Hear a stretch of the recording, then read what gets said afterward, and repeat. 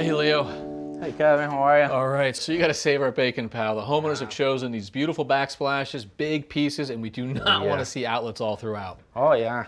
So by code, we need at least 6 outlets on this beautiful backsplash. 6? Yeah, but we come with a solution. We're going to install under cabinet plug modes, so we can install them under each cabinet. Yep. And it's going to give them a beautiful look where they're not going to see boxes and plugs anywhere. So your wires are already there for My you. wire's already there. All we got to do is connect the wires, push it in, and it's good to go.